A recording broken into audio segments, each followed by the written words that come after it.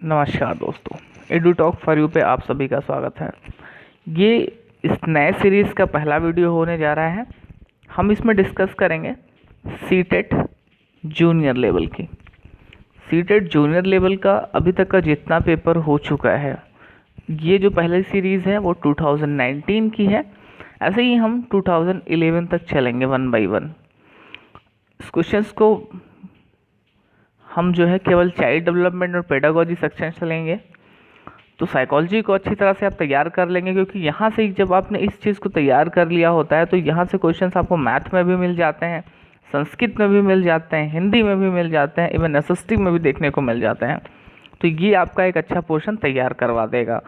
तो चलिए आज से शुरू करते हैं अपना नया सीरीज़। पहला क्वेश्चन लेते हैं, विकास के विभिन्नता को समझने के लिए क्या महत्वपूर्ण है, यानी कि इंडिविजुअल डिफरेंसेस जो कि डेवलपमेंट का, उसे समझने के लिए क्या महत्वपूर्ण, तो उसके लिए महत्वपूर्ण हो जाएगा कि वंशागत विशेषताओं के साथ साथ पर्यावरणीय कारकों एवं उनकी पारस्परिक क्रिया पर विचार करना। देखिए, इसका मतलब है कि जो डेवलपमेंट होता है वो ना केवल जेनेटिक होता है, बल्कि उसके अलावा जो इन्वायरमेंटल फैक्टर्स है वो भी काम कर रहे होते हैं। मान लीजिए कि एक बच्चा है जो कि उसके फादर आर्मी में थे, बट अब जब वो पैदा हुआ तो उसके आसपास के जो लोग थे वो पॉलिटिकल इंटरफेरेंस ज़्यादा करते थे, वो पॉलिटिकल इश्यूज ज़्यादा को सामने रखते थे, तो हो सकता है उसका झुकाव जो है वो पॉलिटिकल इशू की तरफ भी हो जाए। तो जो डेवलपमेंट होता है उस पर ना केवल वंशागत यानी कि जेनेटिक विशेषताओं का प्रभाव पड़ता है, बल्कि इनके अलावा जो इन्वायरमेंटल फैक्टर होता है, जो इन्वायरमेंटल फैक्टर होगा वो दो तरह से होगा। एक तो होता है प्राइमरी, यानी कि जो प्राथमिक स्तर पर पड़ता है। प्राथमिक स्तर पर हमारे माता पिता होते हैं, हमारे दोस्त होते हैं, हमारा स्कूल होता है। द्वितीयक स्तर पे बात करें तो द्वितीयक स्तर पर जो पर्यावरण कारक होते हैं उसमें सबसे बड़ा रोल प्ले करता है हमारा सोशल मीडिया, समाचार पत्र, मैगजीन। तो ये सारी चीज़ें जो हो जाती हैं पर्यावरणीय कारक का द्वितीय कारक हो जाता है। देखिए, कई क्वेश्चंस लंबे हो गए हैं तो उसकी वजह से सारे ऑप्शन आपको यहाँ पे नहीं दिख पाएंगे, लेकिन आने वाले वीडियोस में इसे जो है सॉल्व कर लिया जाएगा और आपको सारे ऑप्शन स्क्रीन पे देखने को मिल जाएंगे। तो इसमें थोड़ा सा आपको एडजस्ट करना पड़ेगा। निम्नलिखित में से कौन सा विकास का सिद्धांत नहीं है? यहाँ पे आपको बताना है डेवलपमेंट की थ्योरी कौन सी नहीं है। विकास तुलनात्मक रूप से क्रमिक होता है, तो ये यहाँ पे क्वेश्चन में पूछा गया नहीं, इसका ध्यान रखिएगा। तो विकास की सटीक गति एवं प्रकृति जन्म के समय ही निर्धारित हो जाती है, ये जो है विकास का सिद्धांत नहीं है। क्यों? क्योंकि विकास की कोई सटीक गति नहीं होती। आपने देखा होगा कि आपके यहाँ का बच्चा हो सकता है कि 1 या 2 साल में उसने बोलना सीख लिया हो, बहुत सारी क्रियाकलाप को उसने जल्दी करना सीख लिया हो, लेकिन अगला बच्चा उसी चीज़ को थोड़ा सा लेट में करना सीखा हो। तो ऐसा संभव है बिल्कुल। तो इसलिए कहा जाता है कि विकास की कोई सटीक गति नहीं होती है जो कि प्रकृति जन्म के समय ही निर्धारित हो जाए। ठीक है, अगले क्वेश्चन की तरफ बढ़ें। देखिए, ये जो सेक्शन हम कर रहे हैं वो सीटेट 6 to 8 2019 का सेक्शन कर रहे हैं। आगे बात करते हैं अगले क्वेश्चन की। ये बहुत ही इंपॉर्टेंट क्वेश्चन है जो कई बार एग्जाम में पूछा जाता है, जेंडर बायसनेस से संबंधित है। अनेक शोध अध्ययनों से पता चला है कि शिक्षक लड़कियों की अपेक्षा लड़कों से अधिक पारस्परिक क्रिया करते हैं। जब भी इतना लॉन्ग क्वेश्चन हो आपको केवल फोकस करना होता है महत्वपूर्ण तथ्यों पे। देखिए, यहाँ पे केवल इतनी सी बात है कि लड़कियों की अपेक्षा लड़कों से अधिक पारस्परिक क्रिया करते हैं। ठीक है, अब क्या हो रहा है, ये किस चीज़ को शो कर रहा है? ये दिखा रहा है कि यह शिक्षण में लिंग पक्षपात का उदाहरण है। इसी क्वेश्चन को कई बार ऐसे पूछ लेता है सीटेट के एग्जाम में, आने वाले पेपर्स में हम देखेंगे कि मान लीजिए कि शिक्षक बच्चों के लिए यानी कि जो मेल छात्र है उनके लिए दूसरे खेल का आयोजन करवाता है, लेकिन उसी तरफ उसी क्लास में बच्चियों के लिए, फीमेल स्टूडेंट के लिए वो दूसरे खेल का आयोजन करवाता है, जिसमें उन्हें इंडोर गेम्स खेलने के लिए देता है, केवल कमरे में बैठ के खेलने के लिए कहता है। तो ये भी एक जेंडर बायसनेस का यानी कि लिंग पक्षपात का उदाहरण हो सकता है। तो इस तरह से क्वेश्चंस पूछे जाते हैं। या माता पिता के दृष्टिकोण से देख लें इसी प्रश्न को कि माता पिता अपने बेटियों के लिए जो है गुड्डा गुड़िया लेके आते हैं और अपने बच्चों के लिए यानी कि अपने लड़कों के लिए वो गन खरीद के लेके आते हैं जो टॉयज़ में, वो उसके अलावा जो है जीप, कार, ये सारी चीज़ें खरीद के लेके आते हैं। तो ये भी एक माता पिता के द्वारा जेंडर बायसनेस शो किया जा रहा है। तो यहाँ से आपको जो है इतनी सारी चीज़ें समझ सकते हैं। अगले क्वेश्चन की तरफ बढ़ें। अगला क्वेश्चन है कि दृश्य रूप से बाधित विद्यार्थियों के साथ कार्य करते समय एक शिक्षक को किस प्रकार के अनुदेशन अनुकूलन करने चाहिए? तो ये पहला ऑप्शन है, बी ऑप्शन है, सी, इसमें ऑप्शन नंबर डी करेक्ट हो जाएगा। यानी कि स्पष्ट रूप से बोलना तथा छूकर महसूस करने वाली सामग्रियों का अधिक मात्रा में प्रयोग करना। क्यों? क्योंकि देखिए क्वेश्चन यहाँ पे क्या पूछा जा रहा है कि दृष्टि रूप से बाधित विद्यार्थियों के साथ कार्य करते समय एक शिक्षक को किस प्रकार के अनुदेशन का अनुकूलन करने चाहिए। अब विजुअली इम्पेयर्ड बच्चे हैं, तो अब आप क्या करेंगे कि स्पष्ट रूप से बोलना, यानी कि जो आप बोले वो ऑडिबल हो, सुनने लायक हो। इसके अलावा छूकर महसूस करने वाली सामग्री क्या क्या हो सकती है? जैसे मान लीजिए आपने ज्योग्राफी पढ़ा रहा है, तो ज्योग्राफी में ग्लोब हो सकता है, मिट्टी के प्रकार हो सकते हैं, वनों के प्रकार हो सकते हैं। तो ग्लोब है, चार्ट है, वो भी चार्ट कैसे होने चाहिए जिसे छूकर पता चल सके, उभरे हुए होने चाहिए, सामान्य से अलग होने चाहिए। अगर कोई लिपि है लिखी हुई है, कोई भाषा लिखी हुई है, तो वो भी ब्रेल लिपि में लिखी हो, थोड़ा सा मोटे अक्षरों में लिखा हो। तो इन सारी चीज़ों का जो है हम प्रयोग कर सकते हैं। तो यहाँ पर सारी चीज़ें इंक्लूड है, इसलिए ऑप्शन नंबर डी जो है वो करेक्ट हो जाएगा। आगे बात करें तो सहयोगात्मक अधिगम एवं हम उम्र साथियों के द्वारा शिक्षण का एक समावेशी कक्षा में किस प्रकार से उपयोग करना चाहिए।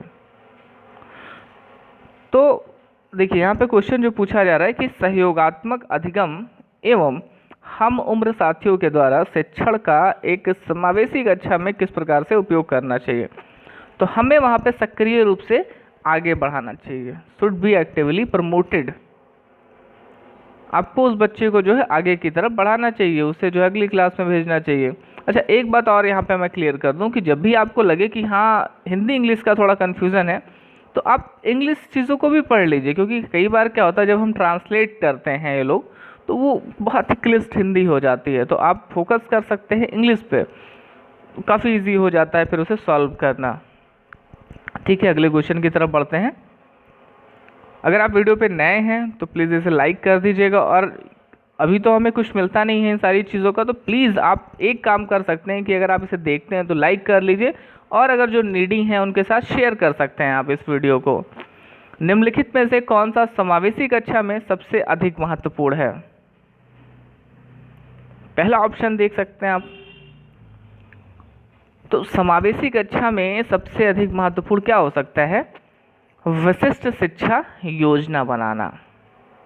अब क्यों ऐसा हो रहा है? क्योंकि समावेशी कक्षा का जब भी नाम आएगा तो समावेशी कक्षा का जो बेस होता है वो ये होता है कि सभी बच्चे सभी जगह एक समान बराबर हैं। हमारी जो शिक्षा पद्धति होगी वो बाल केंद्रित होगी, शिक्षक केंद्रित नहीं होगी। बालक जैसे अच्छी तरीके से समझ पाएगा हम उस संदर्भ में पढ़ाएंगे, बच्चे को जो चीज़ अच्छी लगेगी उसे हम पढ़ाएंगे, वही चीज़ करवाएंगे, उसी को एक्टिविटी में शामिल करेंगे। और बच्चा चाहे कम बुद्धि वाला हो, ज़्यादा बुद्धि वाला हो, कम पढ़ा लिखा हो, ज़्यादा पढ़ा लिखा हो, उसकी कुछ जो निःशक्तता हो, कुछ अशक्तता हो, हम सबको एक समान दृष्टिकोण से देखेंगे। ये दृष्टिकोण विकसित करता है समावेशी शिक्षा पद्धति। तो यहाँ पे समावेशी कक्षा के लिए सबसे अधिक महत्वपूर्ण क्या हो जाएगा? विशिष्ट शिक्षा योजना बनाना। आगे बढ़ते हैं, अगला प्रश्न लेते हैं। अधिगमकर्ताओं एवं उनकी प्राथमिक विशेषताओं के मिलान युग्मों में से निम्नलिखित में से कौन सा सही है? तो यहाँ पे कई पेयर्स दिए हुए हैं, आपको मिलाना है। आप एक बार देख लीजिए। आंसर नंबर ए, पठन क्षमता, अधिगमकर्ता, धारा प्रवाह, पढ़ने लिखने में कमी है। सेकंड आप देखिए सृजनात्मकता, अति सक्रिय, कार्य को पूरा करने में धीमे हैं, ये तो बिल्कुल गलत हो जाएगा। अगला अवधारणात्मक कमी, अधिगमकर्ता, उच्च अभिप्रेरणा, लंबे समय तक, नहीं नहीं नहीं नहीं, ये भी नहीं होगा, क्योंकि जब उसके अंदर अवधान की कमी है तो कैसे वो अपना मोटिवेशन मेंटेन रख पाएगा। डी की बात करें, श्रव्य क्षतिपूर्ति, अधिगमकर्ता, दृश्य सूचनाओं को समझ नहीं सकते, बिल्कुल ऐसा नहीं है, समझ सकते हैं वो। तो ये भी जो है एक तरह से गलत है। आगे हम बात करें तो पहला ऑप्शन जो है यहाँ पे सही हो जाएगा। क्यों? क्योंकि यहाँ पे जो है डिसलेक्सिक लर्नर्स की बात की जा रही है और डिसलेक्सिक लर्नर जो होते हैं उनकी जो लर्निंग डिसेबिलिटी होती है वो स्पष्ट रूप से दिखाई देती है। धारा प्रवाह, पढ़ने लिखने में कमी हो जाएगी। देखिए, अगर लिखने में अक्षमता की बात करें तो वो हो जाएगा डिस्ग्राफिया, और अगर पढ़ने की बात करें तो वो क्या हो जाएगा? डिसलेक्सिया कहलाएगा। ठीक है। मैथ में अक्षमता होती है, मैथमेटिकल कैलकुलेशन करने की अक्षमता होती है, तो वो क्या कहलाता है? डिसकैलकुलिया। अगर आपको ये वीडियो देखनी है तो मैंने पूरे अक्षमता का एक पर्टिकुलर वीडियो बना रखा है जो 5 से 6 मिनट का होगा, वो आपको डिस्क्रिप्शन में मिल जाएगा, तो आप वहाँ से उसे देख सकते हैं। आगे बात करते हैं क्वेश्चन नंबर 9 की। एक समस्या को मूल एवं अपसारी समाधानों के साथ करने की योग्यता निम्नलिखित में से किसकी एक प्राथमिक विशेषता है? देखिए, क्वेश्चन को यहाँ समझिए कि मूल एवं अपसारी समाधान, अपसारी का मतलब होता है डाइवर्जेंट थिंकिंग, और जब भी डाइवर्जेंट थिंकिंग आती है तो वो क्या कहलाती है? Creative children. क्यों कहलाती है? क्योंकि डाइवर्जेंट का मतलब होता है कि किसी चीज को जोड़ देना, यानी कि इंडक्टिव रीजनिंग का होता है, निगमनात्मक चिंतन। ठीक है। इंडक्टिव का मतलब होता है आगमनात्मक चिंतन। तो जब आप आगमनात्मक चिंतन करते हैं तो आप किसी नई चीज़ों को वहाँ पे जोड़ देते हैं। तो अपसारी यानी कि डाइवर्जेंट थिंकिंग, डाइवर्जेंट थिंकिंग का मतलब हो जाएगा इंडक्टिव रीजनिंग, और जो इंडक्टिव रीजनिंग होगी यानी कि आगमनात्मक चिंतन होगा, उसमें सृजनात्मक चिंतन भी मौजूद होगा। तो इन तीनों का रिलेशन भी आपको समझना है। इससे पहले जो वीडियोस मैंने डाली थी तो उसमें कई बार इस क्वेश्चन को मैंने डिस्कस किया है। तो एक काम आप जरूर करें कि बहुत ही कम दिन बचे हैं एग्जाम में, तो जितने भी अभी तक के वीडियोस हैं इस चैनल के साइकोलॉजी के स्पेशल, क्योंकि साइकोलॉजी में ही पढ़ाता हूँ, तो वो चीज़ें आप जो है अच्छे से वहाँ पे कवर कर सकते हैं। आगे बात करते हैं अगले क्वेश्चन की। एक शिक्षक को विद्यार्थियों को निर्धारित करने के लिए प्रोत्साहित करना चाहिए बजाय प्रदर्शन लक्ष्य, अधिगम लक्ष्य, असफलता से बचने के लिए लक्ष्य, अंक देने के लिए लक्ष्य। तो करेक्ट आंसर हो जाएगा यहाँ पे अधिगम लक्ष्य और प्रदर्शन लक्ष्य। एक शिक्षक को विद्यार्थियों को अधिगम लक्ष्य निर्धारित करने के लिए प्रोत्साहित करना चाहिए बजाय प्रदर्शन लक्ष्य के। इसका मतलब क्या हुआ कि शिक्षक को ये फोकस करना चाहिए कि उसने कितना सीखा, ना कि उसने जो है कितनी चीज़ें जो है होमवर्क कर ली, एक्टिविटी कर ली, बल्कि उसकी लर्निंग कितनी हुई, इस पर जो हमें फोकस करना चाहिए। आगे क्वेश्चन बढ़ते हैं। इनमें से कौन सा ब्राह्मा अभिप्रेरण का उदाहरण है, मतलब एक्सटर्नल मोटिवेशन का कौन सा उदाहरण हो सकता है? चलिए, यहाँ पे आंसर नंबर सी जो है करेक्ट हो जाएगा। मैंने अपना गृहकार्य पूरा करती हूँ क्योंकि शिक्षक प्रत्येक नियत कार्य के लिए हमें एक अंक देते हैं। अब ये एक्सटर्नल मोटिवेशन का उदाहरण है। क्यों? क्योंकि वो अपना जो होमवर्क है इसलिए पूरा करती है क्योंकि शिक्षक उसे नंबर देते हैं।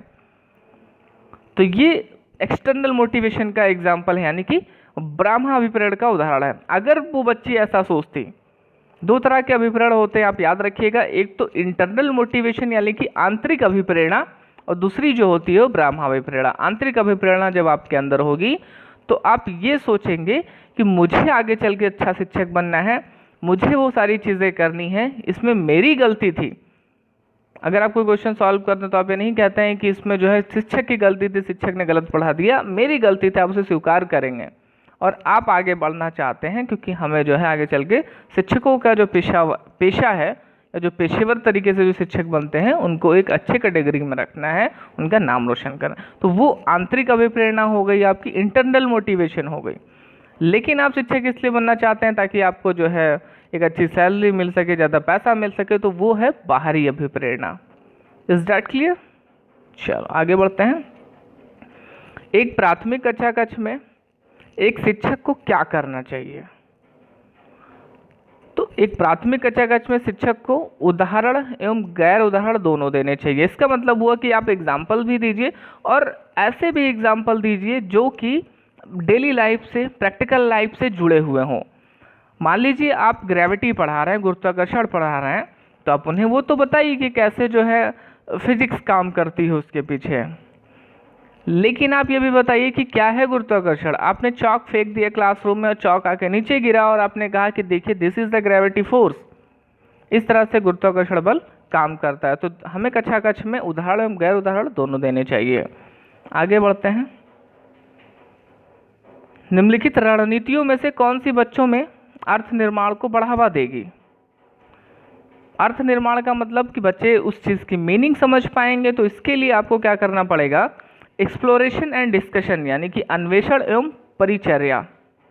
आप इसका प्रयोग करेंगे तो बच्चों की लर्निंग जो होगी, जो लर्निंग फॉर्मेशन होगी, वो बहुत ही शानदार होगी। अन्वेषण और परिचर्या का क्या मतलब होता है कि किसी टॉपिक को उनको दे देना और उस पर उनको एक्टिविटी करने के लिए फ्री कर देना कि आप इस चीज़ को खोजिए और हमें बताइए। अगला क्वेश्चन लेते हैं। निम्नलिखित में से कौन सा प्रभावी अधिगम रणनीतियों के लिए उदाहरण है?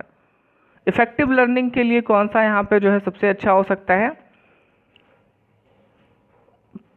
पहला, सेकंड ऑप्शन आप देख लीजिए, संगठनात्मक चार्टों एवं अवधारणात्मक नक्शे बनाना, उदाहरणों एवं गैर उदाहरणों के बारे में सोचना, हम उम्र साथियों को समझना, स्वयं से प्रश्न करना। सबसे यहाँ पे करेक्ट आंसर क्या हो जाएगा? यहाँ पे करेक्ट आंसर हो जाएगा आंसर नंबर सी, यानी कि फर्स्ट, सेकंड, थर्ड, फोर्थ ये सारे सीक्वेंस में ही लिखे हैं। तो पहला है लक्ष्य एवं समय सारणी निर्धारित कर लेना, दूसरा है संगठनात्मक चार्टों एवं अवधारणात्मक नक्शे बनाना।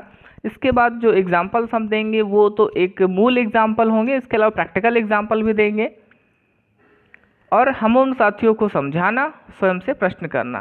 तो ये जो है अधिगम के एक सोपान हो सकते हैं। आगे बढ़ते हैं। संज्ञानात्मक ढांचे में बच्चे को किस रूप से देखा जाता है? कंस्ट्रक्टिव फ्रेम में क्या देखा जाता है कि एक निष्क्रिय प्राणी जिसे अनुबंधन के द्वारा किसी भी रूप में आकार दिया जाता है और ढाला जा सकता है। नो सॉरी, ये गलत है। Answer number C is correct हो जाएगा, क्योंकि यहाँ पे पूछा गया है संरचनात्मक ढांचा। संरचनात्मक ढांचा जैसे ही आएगा आपको तुरंत इस कंस्ट्रक्टिव की तरफ सोचना है, जैसे पियाजे और वाइगोट्स्की सोचते थे। अब problem solver and a scientific investigator, एक समस्या समाधान करने वाला वैज्ञानिक अन्वेषक के रूप में जब भी आएगा संरचनावादियों का नाम, तुरंत आपका दिमाग स्विच करना चाहिए पियाजे, वाइगोट्स्की और ब्रूनर की तरफ। और ये तीनों मानते थे कि संरचनावादी क्या होता है, ऐसे बच्चे खुद अपनी समस्या का समाधान करते हैं वैज्ञानिक अन्वेषक के रूप में, वो एक्सप्लोर करते हैं और समाज और संस्कृति से ही सीखते जाते हैं। आगे बढ़ते हैं। अपनी कक्षा में सहयोगात्मक अधिगम का प्रयोग करते समय एक शिक्षक की भूमिका किस प्रकार होती है? सहयोगात्मक अधिगम में शिक्षक की भूमिका कैसी होती है? सहयोगात्मक होना तथा प्रत्येक समूह की निगरानी करना। ठीक है, तो सहयोगात्मक शिक्षक क्या करेगा? ये दूसरी तरीके से भी प्रश्न पूछ लिए जाते हैं, तो आप इसे जब समझ लेंगे, आप इसे नोट करना चाहे तो इम्पोर्टेंट पॉइंट इस सहयोगात्मक शिक्षक, और आपने लिख लिया कि सहयोगात्मक होना तथा प्रत्येक समूह की निगरानी करना, तो ये बस आपके लिए इनफ है। तो एक दिन पहले आप इसे रिवाइज कर सकते हैं और अच्छे स्कोर कर सकते हैं यहाँ से। अगला प्रश्न लेते हैं। बच्चों की गलतियां एवं भ्रांत धारणाएं, जो चिल्ड्रंस की एरर्स है और मिसकंसेप्शंस है, उसके बारे में पूछा गया है कि क्या होना चाहिए। तो यहाँ पे देखिए आंसर नंबर डी जो है वो करेक्ट हो जाएगा। शिक्षण अधिगम प्रक्रिया में एक महत्वपूर्ण कदम है, जो चाइल्ड्स एरर हैं, जो उनके मिसकंसेप्शन है, उसमें शिक्षण अधिगम प्रक्रिया में एक महत्वपूर्ण कदम है। अकॉर्डिंग टू पियाजे स्पेसिफिक साइकोलॉजिकल स्ट्रक्चर्स, देखिए जैसे कि पहले कहा जाता था बोर्ड एग्जाम में कि कबीर, तुलसी और बिहारी इनसे बोर्ड परीक्षा हारी, तो ऐसे ही सीटेट का जो एग्ज़ाम है मैंने देखा है कि पियाजे, वाइगोट्स्की और कोलबर्ग, इन तीनों से 2, 4, 5 प्रश्न, 6 प्रश्न जो आपसे पूछ ही लिए जाते हैं, वो चाहे आपका मैथ का सेक्शन हो, चाहे हिंदी का सेक्शन हो, चाहे सीडीपी का पर्टिकुलर सेक्शन हो, एसएसटी का सेक्शन। तो इसको आप अच्छे से तैयार कर लीजिए। इसके लगभग मैंने 50-60 प्रश्न करवाए हैं, और उन 50-60 प्रश्न से आप और ज़्यादा लर्निंग कर सकते हैं, तो वहाँ से जाकर सब देख सकते हैं। चलिए इस प्रश्न को लेते हैं। पियाजे के अनुसार विशिष्ट मनोवैज्ञानिक संरचनाएं अनुभव से सही अर्थ निकालने के व्यवस्थित तरीकों को क्या कहा जाता है? तो उसे कहा जाता है स्कीमा। ठीक है, इसे समझ लीजिए। अब ये पियाजे के अनुसार था, इसे तुरंत आपका दिमाग स्विच करना चाहिए स्कीमा की तरफ। इमेजेस क्या होते हैं? इमेजेस जो पर्टिकुलर चित्र बनाते हैं आप किसी ऑब्जेक्ट का अपने दिमाग में। ठीक है, मेंटल मैप्स की बात करें तो सबसे पहले मेंटल मैप्स की बात किया था टॉलमैन साहब ने। ठीक है, इसे हम कॉग्निटिव मैप भी कहते हैं। किस पे एक्सपेरिमेंट किया था इन्होंने? चूहे पे प्रयोग किया था। चलिए आगे बढ़ते हैं। एक उचित सुझाव के द्वारा बच्ची को उस बिंदु तक ले जाया जा सकता है जहां तक वह अकेले पहुंच सकती है। इसमें किस चीज को प्रकाशित किया जाता है? तो इसमें प्रकाशित किया जा रहा है किसको? जोन ऑफ प्रॉक्सिमल डेवलपमेंट का। मैंने बताया था कि मान लीजिए कि ये एक विकास का क्षेत्र है और ये एक बड़ा गोला मान लीजिए। तो वाइगोट्स्की साहब ने यहाँ पे समझाया था कि ये जो एरिया होगा इतना, हो सकता है बच्चा यहाँ से इस बिंदु से लेकर के इस बिंदु तक तो वो खुद डेवलपमेंट कर सकती है, ये वाला जो एरिया कहलाएगा इतना, लेकिन उसको यहाँ तक पहुँचाया जा सकता है। तो जब वो किसी की हेल्प से पहुँच सकती है वहाँ तक, तो उसे हम क्या कह देते हैं? ZPD, यानी कि जोन ऑफ प्रॉक्सिमल डेवलपमेंट। ठीक है, और इसको यहाँ तक पहुँचाने में जो मदद मिलती है उसे हम कह देते हैं पाड़ या पाइट। ठीक है, और जो वहाँ तक उसको पहुँचाता है यानी कि मोर नॉलेजेबल अदर, MKO, वो कोई भी हो सकता है, उसका छोटा भाई हो सकता है, उसका बड़ा भाई हो सकता है। ऐसा नहीं है कि उससे जो बड़ा होगा वही MKO होगा।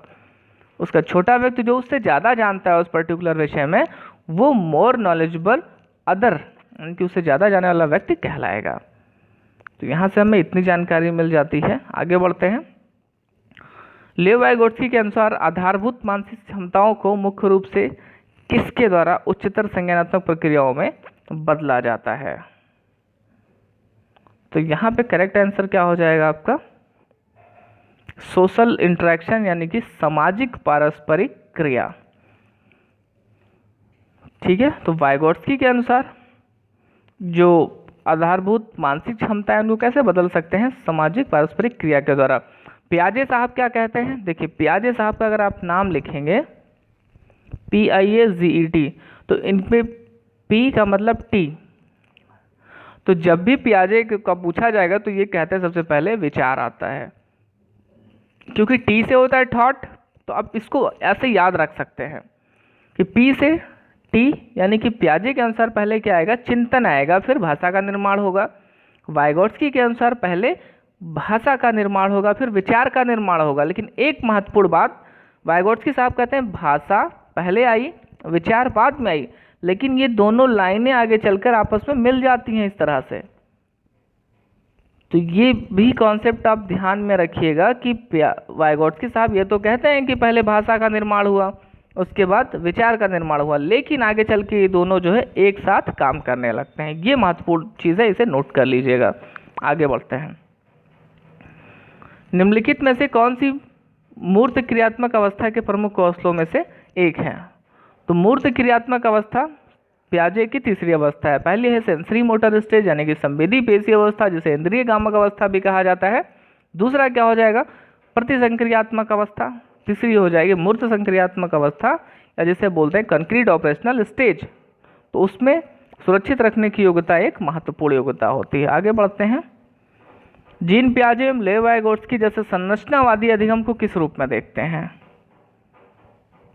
इन्हें हम देखते हैं सक्रिय विनियोजन एवं अर्थ निर्माण की प्रक्रिया में, क्योंकि संरचनावादी हैं दोनों, वाइगोट्स्की और पियाजे साहब, और ये दोनों यही कहते हैं। इवन ब्रूनर साहब को भी इसी में सम्मिलित किया जाता है। तो इन तीनों का कहना होता है कि बच्चे अपने ज्ञान का निर्माण खुद करते हैं। कैसे? सामाजिक अंतरक्रिया के माध्यम से।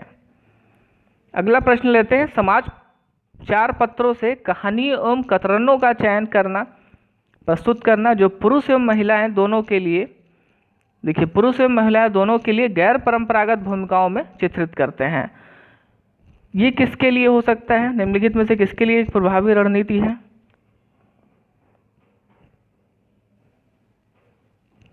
देखिए यहाँ पे चार ऑप्शन आपको शो कर रहे होंगे। पहला ऑप्शन है प्रमोट जेंडर कंसिस्टेंसी, यानी कि जेंडर स्थिरता को बढ़ाने के लिए। दूसरा रूढ़िवादी लैंगिक जेंडर भूमिकाओं को प्रोत्साहन करने के लिए, या फिर लैंगिक जेंडर रूढ़िवादियों का सामना करने के लिए, या फिर पक्षपात बढ़ाने के लिए। तो यहाँ पे जो हम काम कर रहे हैं वो इसलिए कर रहे हैं ताकि हम काउंटर कर सकें जेंडर स्टीरियोटाइप्स को, यानी कि जो जेंडर रूढ़ियुक्तियां उनका सामना कर लिया। देखिए जो जेंडर बायसनेस से प्रश्न है, यानी कि लिंग से संबंधित प्रश्न है, किसी की भूमिका से संबंधित प्रश्न है, वो बार बार पूछे जाते हैं। तो यहाँ पे आप बिल्कुल क्लियर रहिएगा कि जब हम किसी पर्टिकुलर सेक्स को बढ़ाते हैं, जैसे आपने फीमेल को आगे बढ़ाया, मेल को किसी चीज़ पे नहीं आगे बढ़ाया, तो वो भी लिंग पक्षपात का उदाहरण होगा, जेंडर बायसनेस का उदाहरण होगा, लिंग पूर्वाग्रह का उदाहरण होगा। और आप बच्चे को आगे बढ़ाते हैं, यानी कि मेल चाइल्ड को आगे बढ़ाते हैं, फीमेल को नहीं बढ़ाते हैं, तो वो भी लिंग पूर्वाग्रह का उदाहरण होगा। और आपको करना क्या होता है कि आपको न्यूट्रल रहना होता है। आपके लिए दोनों मेल और फीमेल स्टूडेंट बराबर हैं। तो ऐसे क्वेश्चन जब पूछे जाएंगे तो आपको ये पर्टिकुलर माइंड में रखना है कि वही आंसर सही होगा जो कि सकारात्मक होगा, दोनों को न्यूट्रल रखेगा, यानी कि दोनों बच्चे बराबर हैं। ठीक है, ओके। अंतःकरण के स्वचयनित नैतिक सिद्धांतों के द्वारा सही कार्य परिभाषित किया जाता है जो कानून एवं सामाजिक समझौते पर ध्यान दिए बिना संपूर्ण मानवता के लिए वैध होता है। करेक्ट आंसर चुनना है आपको। सामाजिक अनुबंधन अभिविन्यास या फिर सामाजिक क्रम व्यवस्था अभिविन्यास, सार्वभौम नैतिक सिद्धांत अभिविन्यास या फिर यंत्रीय उद्देश्य अभिविन्यास। तो यहाँ पे universal ethical principle orientation is the correct option. सार्वभौम नैतिक सिद्धांत का विन्यास यहाँ पे करेक्ट आंसर हो जाएगा। क्यों हो जाएगा, अब इस पर डिस्कशन कर लेते हैं और आप इसे बिल्कुल अच्छे तरीके से समझ लीजिएगा, क्योंकि बार बार फिर उन चीज़ों को रिपीट करना पड़ता है। अंतःकरण के स्वचयनित नैतिक सिद्धांतों के द्वारा सही कार्य परिभाषित किया जाता है, यानी कि जो कानून एवं सामाजिक समझौतों पर ध्यान दिए बिना संपूर्ण मानवता के लिए वैध होता है। देखिए जो कोलबर्ग की 3 लेयर हैं, जो उन्होंने चीज़ें बताई थी वो कितनी हैं, 3 हैं। पहला क्या है, परंपरागत स्तर के पहले की अवस्था, पूर्व परंपरागत स्तर, फिर दूसरा है परंपरागत स्तर और तीसरा है परंपरागत स्तर के बाद की अवस्था। तो जो कोलबर्ग की पहली अवस्था होगी वो ध्यान देती है किस पे, पुरस्कार और दंड पे। ठीक है, जो पहली अवस्था होगी वो किस पे ध्यान देती है, पुरस्कार पे और दंड पे, यानी कि जो भी उसका जितना काम होगा वो पुरस्कार और दंड से ही निर्धारित होगा। अगर उसे काम के लिए पुरस्कार मिलेगा तो उस काम को करेगा, उस काम को नैतिक समझेगा। दंड मिलेगा तो उसे लगेगा ये काम नहीं करना चाहिए, अनैतिक है। जो दूसरी अवस्था यानी कि परंपरागत स्तर की अवस्था, वो समाज के नियमों से चलती है। वो जो भी काम करेगा वो सोचेगा कि समाज क्या इसे मानता है या नहीं मानता है। और जो तीसरा होगा, तीसरा यानी कि परंपरागत स्तर के बाद की अवस्था, वो कहलाएगा बियॉन्ड लॉ। अब यहाँ पे नियमों के विकल्प खोजे जाएंगे, यानी कि वो यहाँ पे मान सकता है कि जो नियम बनाए गए हैं वो भी गलत हो सकते हैं और नियमों को चेंज किया जाना चाहिए, नियमों को बदलना चाहिए। ठीक है, तो ये 3 महत्वपूर्ण तथ्य आप याद रखिएगा। इन तीनों से ही आप सारे आंसर दे सकते हैं। किसी क्वेश्चन में पूछ लिया गया कि बच्चा ऐसा काम करता है क्योंकि उसे पुरस्कार मिलता है, तो कोलबर्ग की किस अवस्था में आता है, पुरस्कार व दंड की अवस्था में आता है। बच्चा अगर अपने नियमों को इसलिए बदल देता है क्योंकि उसे लगता है समाज इसकी परमिशन नहीं देगा, समाज के नियमों से गवर्न होगा, अवस्था कौन सी होगी, परंपरागत स्तर की अवस्था। तीसरी जो अवस्था है जिसमें ये क्वेश्चन पूछा गया, आप देखिए ध्यान से इसे समझिए। इसमें पूछा गया था कि अंतःकरण के स्वचयनित नैतिक सिद्धांतों के द्वारा सही कार्य परिभाषित किया जाता है जो कि कानून एवं सामाजिक समझौतों पर ध्यान दिए बिना संपूर्ण मानवता के लिए वैध होता है। यानी उसके लिए जो कानून है वो लॉ है और जो सोशल समझौते हैं वो अब खत्म हो चुके हैं। तो वो किस अवस्था में है, यूनिवर्सल इथिकल प्रिंसिपल ओरिएंटेशन। ठीक है, तो आई होप आपको क्लियर होगा। अगर आपके अंदर कोई भी डाउट है कोलबर्ग से संबंधित तो इसकी एक पर्टिकुलर वीडियो मैंने बना रखी है, उसका भी लिंक आपको डिस्क्रिप्शन में मिल जाएगा। नहीं तो आप वीडियो की प्लेलिस्ट में जाइए और वहाँ पे आपको कोलबर्ग, वाइगॉट्स्की और जीन पियाजे, इन तीनों पे कंप्लीट लेक्चर दिया गया है। तीनों को पढ़ लीजिए, समझ लीजिए अच्छे से। हावर्ड गार्डनर के बहुबुद्धि सिद्धांत के अनुसार निम्नलिखित विशेषताओं में से युक्त एक व्यक्ति की ही बुद्धि किस प्रकार से वर्गीकृत किया जा सकता है। ठीक है,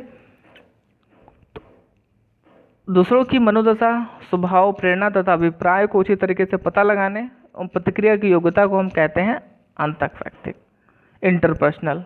ठीक है, तो ये याद रखिएगा, जब भी हम दूसरों की मनोदशा, स्वभाव, प्रेरणा की बात करेंगे तो वो हो जाएगा अंतर्वैयक्तिक, और जब हम अपने ही स्वभाव और प्रेरणा की बात करेंगे तो वो अंतरावैयक्तिक हो जाएगा। अपने की बात जब करेंगे तो वो इंट्रापर्सनल हो जाएगा, और जब दूसरों की बात करेंगे तो वो इंट्रा हो जाएगा। इंट्रा मतलब इंटरफेयर करना, तो वो दूसरों की बात आ जाएगी। ठीक है, यहाँ से आप इसे याद रख लीजिएगा। बच्चों के मूल्यांकन के लिए निम्नलिखित में से कौन से कारण होने चाहिए?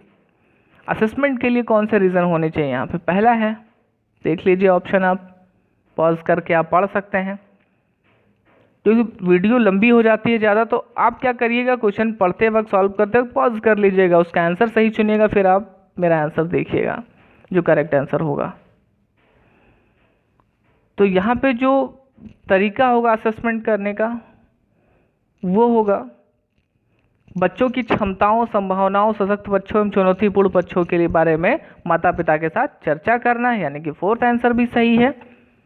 और बी यहाँ पे करेक्ट आंसर हो जाएगा दोस्तों, यानी कि सेकेंड, थर्ड और फोर्थ सही है। Fourth is correct, third is correct and the second one is correct. तो असेसमेंट के लिए एक तो आपको क्या करना है, कक्षा में शिक्षण अधिगम प्रक्रियाओं में सुधार करने के लिए, दूसरा जो है समय के साथ बच्चों में होने वाले अधिगम परिवर्तनों एवं प्रगति के बारे में पता लगाना, और तीसरा जो है यानी कि यहाँ पे चौथा वो हो जाएगा माता पिता के साथ बच्चे की रिपोर्ट के बारे में चर्चा करना। तो 3 असेसमेंट के ये सबसे मूल कारण हो सकते हैं। आगे बात करें, निम्नलिखित में से कौन से बच्चे के सामाजिकरण में एक महत्वपूर्ण भूमिका निभाता है? तो यहाँ पे आंसर नंबर सी करेक्ट हो जाएगा, यानी कि मीडिया महत्वपूर्ण रोल प्ले करता है, स्कूल महत्वपूर्ण रोल प्ले करता है, फैमिली और पास पड़ोस। बच्चा जब पैदा होता है, इसे समझ लीजिए, तो वो एक तरह से टेबुला रासा होता है, यानी कि ब्लैंक स्लेट होता है। आप इसे याद रखिए, ऐसे प्रश्न पूछा जा सकता है टेबुला रासा का मतलब क्या होता है। तो टेबुला रासा ग्रीक वर्ड है, इसका मतलब होता है एक ब्लैंक स्लेट। जब बच्चा पैदा होता है उसके दिमाग में कुछ नहीं होता है, लेकिन समाजीकरण की प्रक्रिया के माध्यम से, यानी कि मीडिया के माध्यम से, विद्यालय के माध्यम से, फैमिली या परिवार के माध्यम से, पास पड़ोस के माध्यम से, ये सारी चीज़ें जो ब्लैंक होती है वो भर जाती हैं। ठीक है, अब इसमें भी 2 चीज़ें हो सकती हैं, एक जो सबसे ज़्यादा रोल प्ले करती हैं उसके समाजीकरण में, यानी कि उसका परिवार। तो समाजीकरण का प्राथमिक साधन हो जाता है परिवार, द्वितीयक साधन हो जाता है मीडिया। तो यहाँ से आपको ये सारी चीज़ें मिल जाती हैं। ये था आपका सीटेट जूनियर लेवल का 6 to 8 2019 का। अब जो नई सीरीज आएगी, जो नया वीडियो आएगा वो 2018 का होगा। तो आप बने रहिए हमारे साथ, और एग्ज़ाम के पहले से पहले आप इन सारी चीज़ों को कवर कर लीजिए। तो अगर आप वीडियो पर नए हैं तो प्लीज़ सब्सक्राइब कर लीजिएगा दोस्त, और लाइक कर लीजिएगा, दोस्तों के साथ शेयर कर दीजिएगा। थैंक यू दोस्तों, नमस्कार दोस्तों।